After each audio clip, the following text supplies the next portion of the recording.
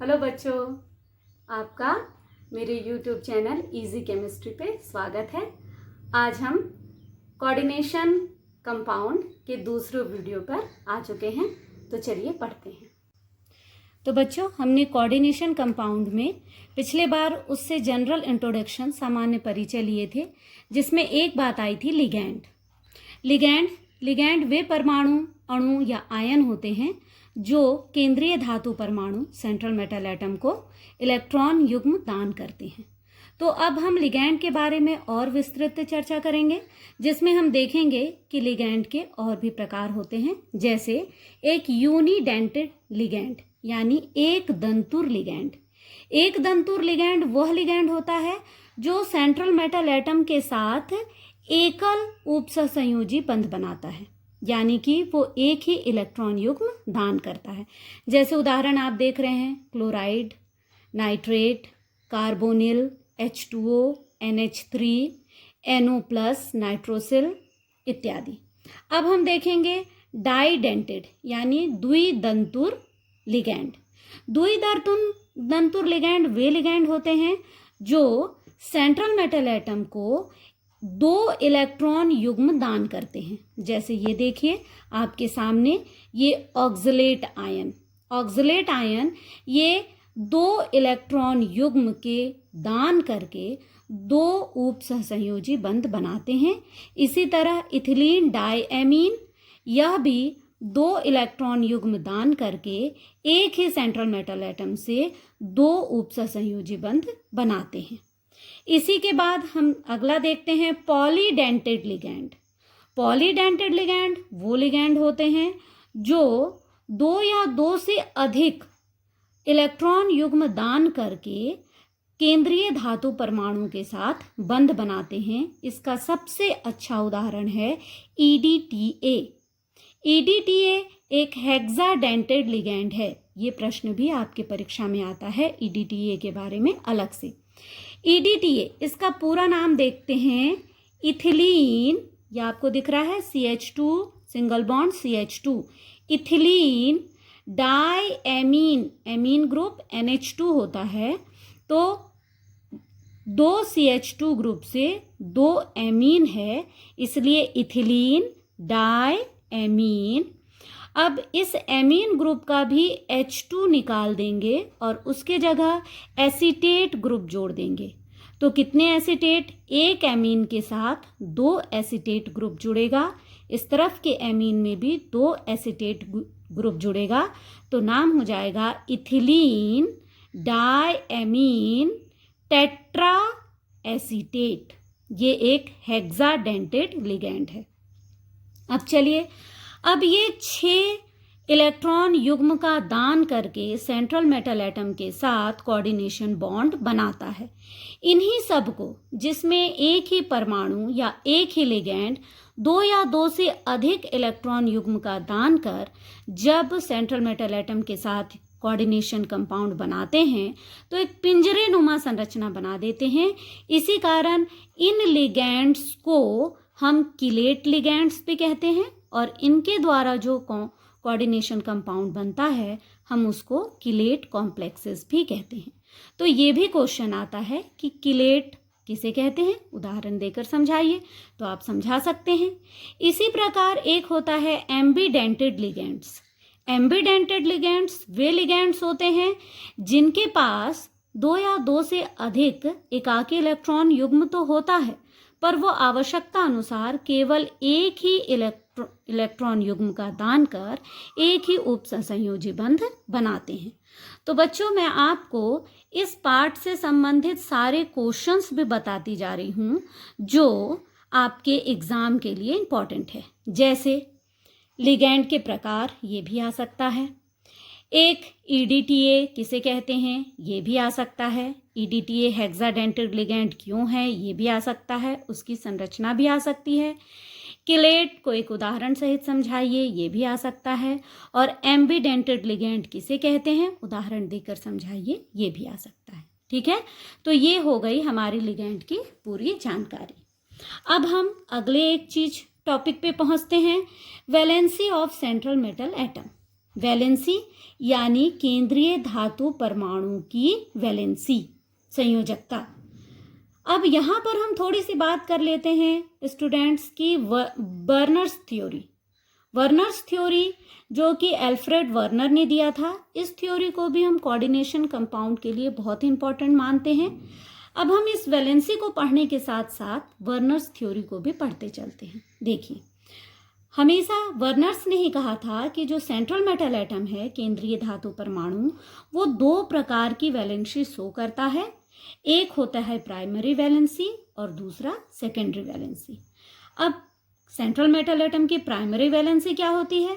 Primary valency वो valency होती है जो कि आयोनाइजेबल होती है, यानी जो आयनित हो जाती है, और ये हमेशा नेगेटिव आयन के द्वारा संतुष्ट होती है।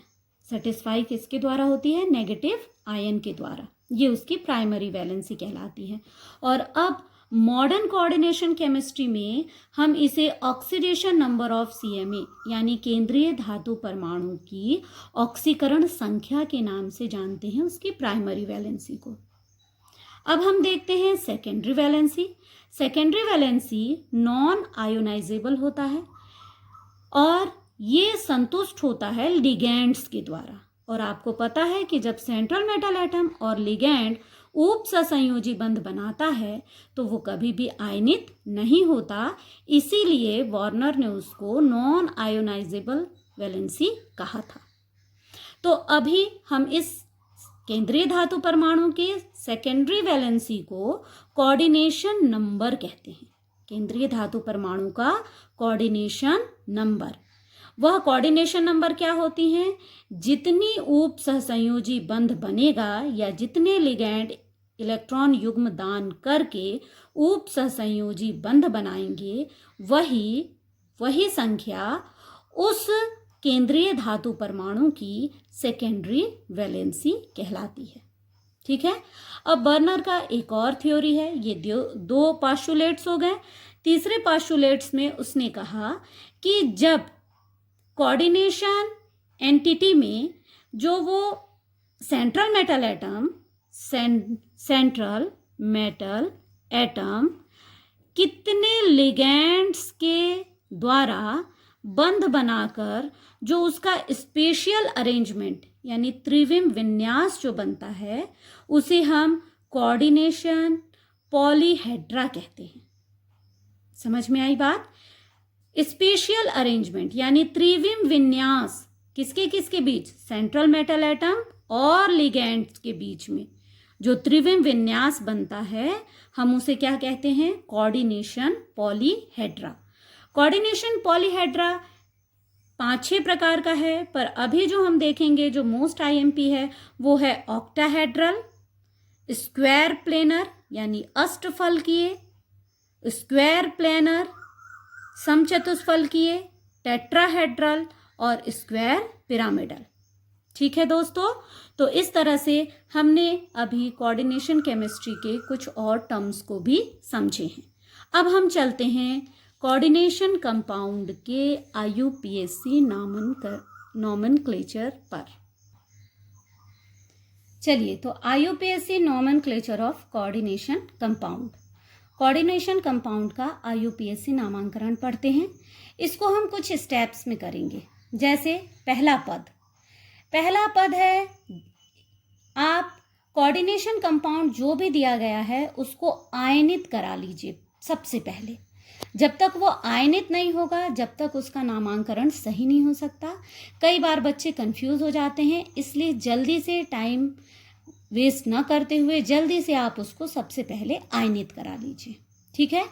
अब आयनन कराने पर आपको मैं पिछले वीडियो में भी बताई थी कि आयनन कराने पर 2 प्रकार के आयन मिलते हैं। एक मिलता है कॉमन आयन और एक मिलता है कोऑर्डिनेशन आयन। अब यदि कॉमन आयन धनायन है, कैटायन है, तो सबसे पहले उसका नाम लिख देंगे। यदि कॉमन आयन ऋणायन है तो उसका नाम हमको लास्ट में लिखना होगा। ठीक है बच्चों, समझ में आया? सबसे पहले आप कोऑर्डिनेशन कंपाउंड को आयनित कराइए। आयनित कराने पर आपको 2 आयन मिलेंगे, एक मिलेगा कॉमन आयन और एक मिलेगा कोऑर्डिनेशन आयन या कॉम्प्लेक्स आयन। यदि कॉमन आयन धनायन है तो पहले उसका नाम लिखेंगे, यदि नहीं है ऋणायन है तो छोड़ देंगे, उसका नाम सबसे लास्ट में लिखेंगे। ठीक है। अब स्टेप 3 में तीसरे पद में हमको क्या करना है, कॉम्प्लेक्स आयन या कोऑर्डिनेशन आयन जो मिला है, अब हमें उसका नामांकन करना होगा और उसके नाम के लिए हमें सबसे पहले लिगैंड का नाम रखना है। सेंट्रल मेटल एटम को छोड़ देंगे, सबसे पहले हम लिगैंड का नाम लिखेंगे। अब लिगैंड के नाम लिखने की भी कुछ सीक्वेंस चलेगा। यदि लिगैंड या कॉम्प्लेक्स यदि होमोलैप्टिक कॉम्प्लेक्सेस है, होमोलैप्टिक कॉम्प्लेक्सेस मतलब ऐसा कोऑर्डिनेशन कंपाउंड जो एक ही प्रकार के लिगैंड से मिलकर बनता है, तो उसको हम होमोलैप्टिक कॉम्प्लेक्सेस कहते हैं। यदि कंपाउंड होमोलैप्टिक है तो उसमें हम लिगैंड का नाम लिखेंगे और साथ में उसकी संख्या भी लिखेंगे रोमन अक्षर में, रोमन नंबर में, जैसे मोनो, डाई, ट्राई, टेट्रा, पेंटा, हेक्सा। मान लीजिए फॉर एग्जाम्पल यदि मैं आपको दूं K4 FeCN6, तो हमें यहां दिख रहा है कि इसमें लिगैंड CN है और ये कितना है, 6 है, इसलिए इसमें क्या आ जाएगा, हेक्सा। यदि 4 होता तो आता टेट्रा। ठीक है बच्चों। अब बात करते हैं यदि कॉम्प्लेक्स हेट्रोलैप्टिक है। यदि कॉम्प्लेक्स हेट्रोलैप्टिक है इसका मतलब उसमें एक से अधिक प्रकार का लिगैंड है, तब उन नाम को हम अल्फाबेटिकली यानी अल्फाबेट के आधार पर जमाएंगे। ABCD में जिसका नाम पहले आएगा उस लिगैंड का नाम पहले रखेंगे। ठीक। यदि मान लीजिए इसमें NH3 भी लिगैंड होता और CN भी लिगैंड होता, तो हम सबसे पहले किसका नाम देते, एमीन का, और फिर देते हम साइनाइड का। ये अल्फाबेट में हम जमा लेते। ठीक है।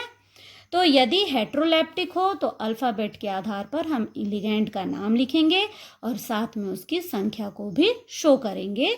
जैसे यदि NH3 4 है, CN 2 है, तो हम क्या लिखेंगे, टेट्रा एमीन डाइसाइनो। ठीक है बच्चों, बढ़े आगे। अब हम लिगैंड्स के प्रकार को भी देखेंगे क्या लिगैंड नेगेटिव है, क्या लिगैंड पॉजिटिव है, क्या लिगैंड न्यूट्रल है। यदि नेगेटिव लिगैंड है तो उसके नाम के अंत में O सफिक्स लगाएंगे, जैसे साइनो, ऑक्सिलेटो, आइडो। ठीक है। और यदि लिगैंड पॉजिटिव है, धनायन है, तो उसके नाम के अंत में EM लगाएंगे, जैसे नाइट्रोनियम, ब्रोमोनियम। ठीक है। और इस तरह से यदि लिगैंड उदासीन है तो हम कुछ भी नहीं लगाएंगे, हम जैसे एमीन, एक्वा, हम इस तरह से उसका नाम लिख देंगे उदासीन का। अब सभी लिगैंड को हमें उनके छोटे ब्रैकेट में ही लिखना होगा। जितने भी लिगैंड हैं, जितने भी प्रकार हैं, उन सब को हम छोटे ब्रैकेट, देखिए हमने ऊपर भी छोटे ब्रैकेट में लिखा के और नीचे उसकी संख्या डाली है ना। अब हम 4th स्टेप में पहुंच जाते हैं। 4th स्टेप में हम क्या करने वाले हैं, सेंट्रल मेटल एटम। अब हमने लिगैंड लिख लिया, लिगैंड के नाम लिख लिए, उसकी संख्या लिख लिए, सफिक्स लगा लिए। अब हम पहुंच जाते हैं केंद्रीय धातु परमाणु पर। केंद्रीय धातु परमाणु का हम सबसे पहले ऑक्सीडेशन नंबर यानी उसकी प्राथमिक वैलेंसी, प्राथमिक संयोजकता निकालेंगे। उसके लिए देखिए एक सूत्र है।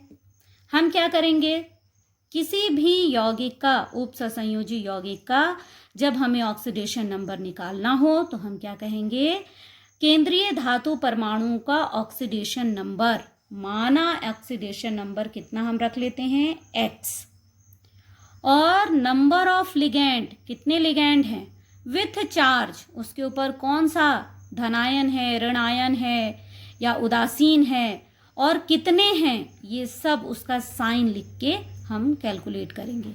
और बराबर हम डाल देंगे कि चार्ज ऑफ कॉम्प्लेक्स आयन, यानी जो उप सहसंयोजी आयन है उसके ऊपर कितना आवेश है।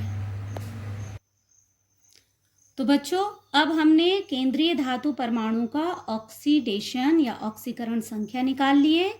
अब वो निकालने के लिए ये आपको सूत्र भी बता दिए। आप चाहे तो इसका स्क्रीनशॉट ले लीजिए, ये पूरा आपके पास मटेरियल रह जाएगा। अब हम क्या करेंगे, अब हमने केंद्रीय धातु परमाणु का ऑक्सीकरण संख्या निकाल लिए। उसके बाद अब हम जो कॉम्प्लेक्स आयन है, यदि वो धनायन है, आपको देखना होगा, यदि वो धनायन है तो केंद्रीय धातु परमाणु के नाम के अंत में कुछ भी नहीं लगाएंगे, न ईएम न एट, उसका वैसे ही चलेगा। लेकिन यदि कॉम्प्लेक्स आयन ऋणायन है, एनायन है, तो आपको केंद्रीय धातु परमाणु के नाम के अंत में एट लगाना होगा। ठीक। और अब सबसे आखिरी स्टेप नंबर 6, छठवें पद में हम क्या करेंगे, आपने पहले दूसरे पद में क्या किए थे, यदि कॉमन आयन धनायन है तो पहले उसका नाम लिखे थे। अब यदि वो ऋणायन है तो हम क्या करेंगे, आखिरी में उस कॉमन आयन का नाम लिख देंगे। इस तरह आपका नोमेनक्लेचर कंप्लीट हो जाएगा।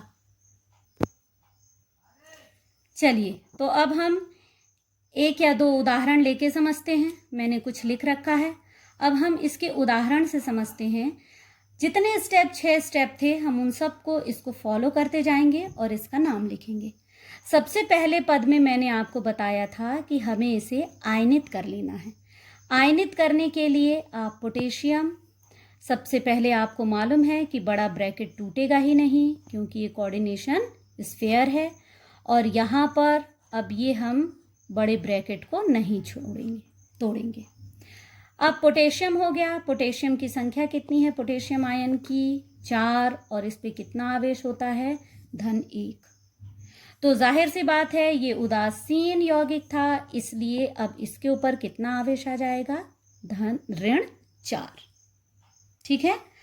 अब वही सूत्र के मान से हम सबसे पहले देखिए, पहले पद में हमने क्या बोला था, हमने कहे थे कि आयनित करा लेना है।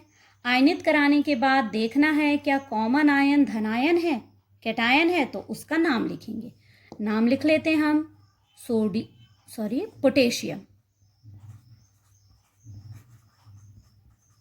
पोटेशियम। ठीक। अब हम चलेंगे कोऑर्डिनेशन स्फीयर पे या कॉम्प्लेक्स आयन पर। तो इसमें आपको दिख रहा है कि 6 CN यानी लिगैंड है। ये लिगैंड कैसा है, ऋणात्मक लिगैंड है। CN के ऊपर एक माइनस चार्ज होता है, इसलिए ऋणात्मक है। ठीक। तो हम देख रहे हैं कि CN के ऊपर ऋणात्मक होता है, ये ऋणात्मक लिगैंड है। इसीलिए अब हम लिगैंड का नाम लिखेंगे उसकी संख्या के साथ। संख्या को रोमन लेटर में लिखना है, तो हमने लिखा हेक्सा। 6 है तो हेक्सा। ऋणात्मक लिगैंड है तो लिगैंड के नाम के अंत में हमको O सफिक्स लगाना है, तो साइनो, पोटेशियम हेक्सा साइनो। और हम देख रहे हैं कि लिगैंड के जो सेंट्रल मेटल एटम या कॉम्प्लेक्स आयन जो है वो कैसा है, एनायन है, तो इसके नाम के अंत में 8 लगाएंगे, तो ये हो जाएगा फेरेट। अब उसकी हमें ऑक्सीकरण संख्या निकालनी है। तो ऑक्सीकरण संख्या निकालने के लिए हमें क्या करना है, सबसे पहले हमें ऑक्सीडेशन नंबर माना X है, plus minus number of ligand with charge. तो 1 माइनस 1 चार्ज है और नंबर ऑफ लिगैंड कितने हैं, 6 हैं, इज इक्वल टू हम क्या कर देंगे, चार्ज ऑफ कॉम्प्लेक्स आयन, तो कॉम्प्लेक्स आयन के ऊपर -4 चार्ज है। ठीक है। तो X अब प्लस माइनस हमें दिख ही रहा है कि 6 से हम मल्टीप्लाई करेंगे तो -6 is equal to -4। X is equal to क्या आ जाएगा, -4 + 6, पक्षांतर होने पर चिन्ह बदल जाते हैं, इसलिए अब हो जाएगा x बराबर +2। तो फेरेट और ऑक्सीडेशन नंबर को भी रोमन में लिख देंगे सेकेंड ऐसा। तो इसका नाम हो गया पोटेशियम हेक्सा साइनोफेरेट सेकेंड। ठीक है बच्चों, अब हम इसके बाद एक हमने इस तरह से नामांकन कर लिए, अब इसके बाद सेकंड पे चलते हैं। इसे भी हम आयनित कराएंगे, तो आयनित कराते हैं CONH3 कितने हैं 5, Cl 1 ये लगा दिए, प्लस हमने कर दिए Cl के ऊपर एक ऋणायन होता है, कितने Cl हैं 2 Cl हैं, तो जाहिर सी बात है इस पे 2 प्लस आ जाएगा। ठीक है, Cl के ऊपर 1 माइनस, लेकिन इसकी संख्या कितनी है 2, इसलिए इस कॉम्प्लेक्स आयन के ऊपर उसका अपोजिट चार्ज, क्योंकि ये उदासीन है, 2 प्लस आ जाएगा। अब हम फिर से वही नॉमेनक्लेचर के स्टेप फॉलो करेंगे। आयनित हमने करा लिए, क्या हमने देखा कि समान आयन धनायन है, नहीं है, तो हम अब क्या करेंगे, पहले कोऑर्डिनेशन आयन का पहले हम नामांकन करेंगे। उसके लिए हम देखेंगे कि लिगैंड्स का पहले हम देखें, नाम करें। और लिगैंड इसमें कैसे लिगैंड है, ये एक हेट्रोलेप्टिक कंपाउंड हुआ, क्योंकि इसमें 2 प्रकार के लिगैंड हैं। तो अल्फाबेट से हम इसको जमाएंगे तो नाम देंगे हम, देखिए एमीन पहले आएगा, क्लोरो बाद में आएगा, ये ए से स्टार्ट होता है, ये सी से, अल्फाबेट का उपयोग करेंगे। कितने एमीन हैं 5, इसलिए नाम हो गया पेंटा एमीन, ये हो गया 5 एमीन। क्लोरो आप मोनोक्लोरो भी बोल सकते हैं और क्लोरो भी बोल सकते हैं, पेंटा एमीन क्लोरो। अब कोबाल्ट,